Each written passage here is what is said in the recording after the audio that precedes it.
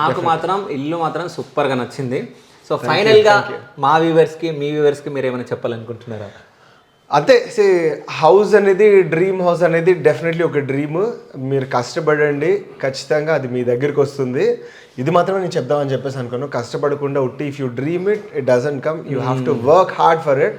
నేను కష్టపడ్డాను, మాటలు పడ్డాను, కొంతమంది నువ్వేం కడతావు లేరా అన్న వాళ్ళు కూడా ఉన్నారు, స్టార్ట్ చేస్తాలే అవుతుందా అన్న వాళ్ళు కూడా ఉన్నారు. December 26కి మనం లాస్ట్ ఇయర్ స్టార్ట్ చేసాము. 1 year తిరగక ముందే మనకి హౌస్ అయితే కంప్లీట్ అయిపోయింది.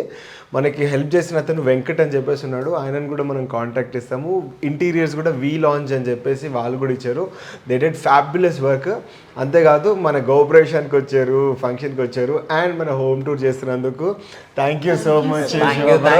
బట్ నేను ఒక విషయం చెప్తా, అంటే చాలామంది అబ్రాడ్లో ఉన్న వాళ్ళు ఎట్లుంటారు అంటే మాట్లాడడానికి ఓపెన్గా చెప్తున్నా ఓవర్ యాక్షన్ చేస్తూ ఉంటారు చాలామంది. అసలు ఎంత జెన్యున్గా అంటే ఓన్ బ్రదర్ లాగా మాట్లాడేది ప్రశాంత్ అని నేను నిజంగా చెప్తున్నా.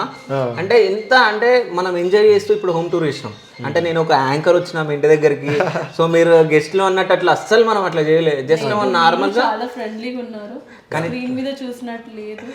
నా బాధ అదే, చాలా మంది నాకు యాటిట్యూడ్ పొగరు వాడేంది అని అనుకుంటారు. నాకు అంత లేదు, నేను చాలా సింపుల్ అనుకోని దగ్గరికి వచ్చినట్టు అర్థం అవుద్ది అంతే. సో మొత్తానికైతే ఇల్లు అయితే నీకు నచ్చింది కదా? సో చైనాలో కూడా ఒక ఇల్లు కట్టాలనుకుంటున్నావు? Maybe not in China. Okay, మరి ఎక్కడ మరి?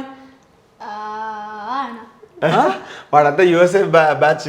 ఓకే, వెళ్తాం యూఎస్ వెళ్తాం మేబీ మేబీ డన్.